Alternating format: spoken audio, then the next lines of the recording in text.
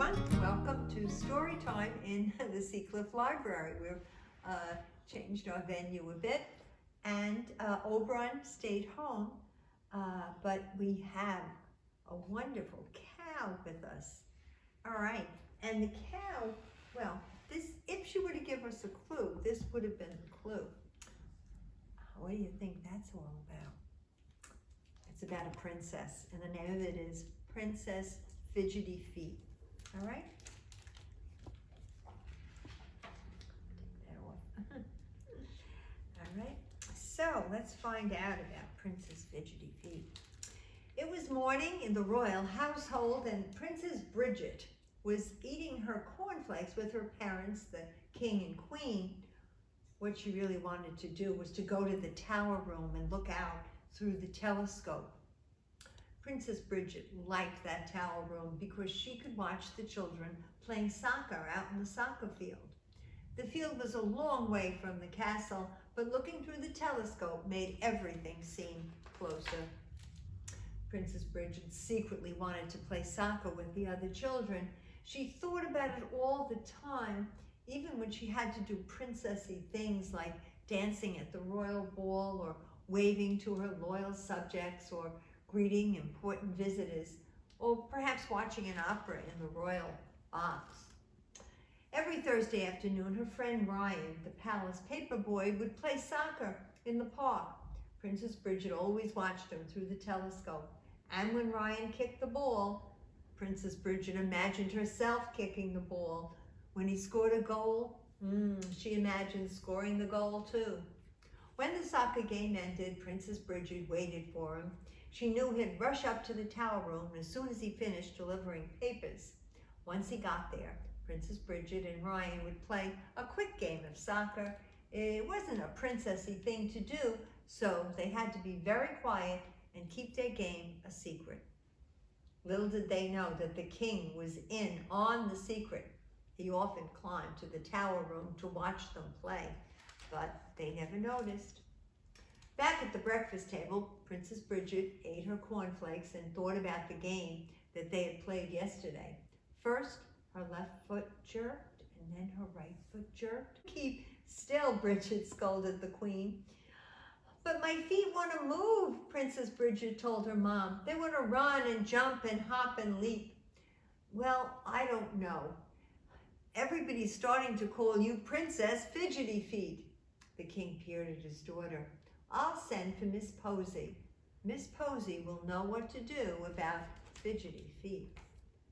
Word of Miss Posy's arrival spread quickly through the palace. "Who's Miss Posy?" everyone asked. Princess Bridget clutched the soccer ball.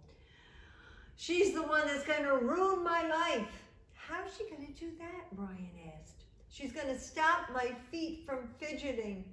My feet will not be able to run and leap and jump anymore. How will I ever play soccer?" Princess Bridget sighed and she peered through the telescope.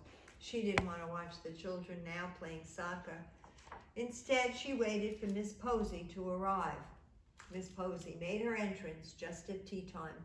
"Lift your heads up, straighten your shoulders, stick out your chest, hold in your tummies," she ordered all the royal guards.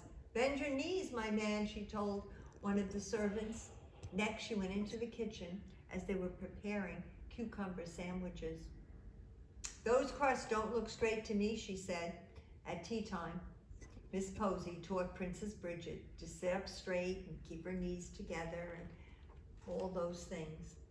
The next day, she stuck pictures of footprints on the floor of the great hall. Then, to make matters worse, Miss Posy made Princess Bridget do them backwards. "Oh no, this is going to improve your balance," said Miss Posy. "Oh, poor fidgety feet," thought Ryan as he peeked through the keyhole. He hoped things would be better on Thursday, when Miss Posy had her day off.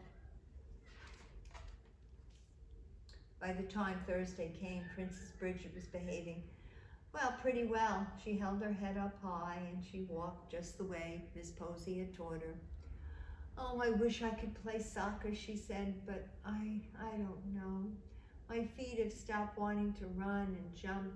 Miss Posy has made me prim and proper." Teardrops fell from Princess Bridget's eyes. Later that morning, Princess Bridget got a very strange message from the king. The message said she was to go with Ryan and 2 guards, royal guards, for a visit. She was surprised when they ended up at the park. "You're going to play on my team, Fidgety Feet," said Ryan. He had brought a spare uniform, shoes, socks, a shirt. Princess Bridget hid behind a big tree and changed into them. She knew she should be happy about playing soccer, but all she could think about was her unfidgety feet. A nervous Princess Bridget stood in line with the rest of the team. She didn't wiggle her feet. She held her shoulders back. "I don't know about kicking the soccer ball." But when the whistle blew, her feet did run and jump and hop and leap. They wanted to kick the soccer ball. They did kick the soccer ball. Oh, first her left foot, then her right foot. The crowd cheered when Princess Bridget's team won the game. "Goal!" Princess cheered and let her fidgety feet jump for joy. After the game, the manager came by and said, "You're great. You have discipline and control. You make a great soccer player. Our practices are every Thursday."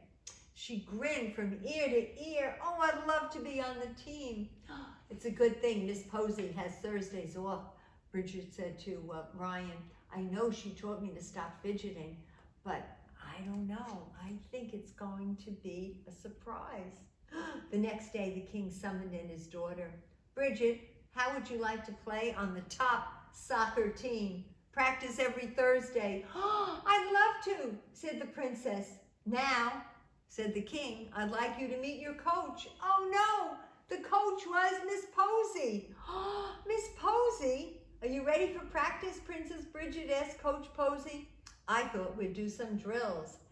You know, tower rooms are not the best place to play soccer." Princess Bridget laughed. "Am I ready? Just look at my fidgety feet." And sure enough, Miss Posey had taught her a lot about soccer. And she played soccer so well, and she had so much fun. All right. Thank you. That was a good story. Now I'm going to, the birthday, it's going to be a birthday for Bruce, for a boy named Bruce. Yes, yes indeed, a boy named Bruce. His mom Dee and his dad John Martin, I'm sure, had a wonderful cake for him, but we're going to have a cake for him too, all right? Let me see what flavor it's going to be. Chocolate? Molly and Alice, James and Anna, Ben and Bee, Bevy, Riley, Tate, Sophia, India, Martha and Clara. For vanilla, Scarlett and Rafa, and Henry and Rocky, and Joseph and Harris, and Marta, Graham, Audrey and Lila, Hudson, Marlowe, Maxine, Lucy, and Frida. Okay, let me count. 14 for chocolate and 15 for vanilla. Okay, so it's going to be a vanilla cake for Bruce. Let's sing to this boy. Happy birthday to you. Happy birthday to you.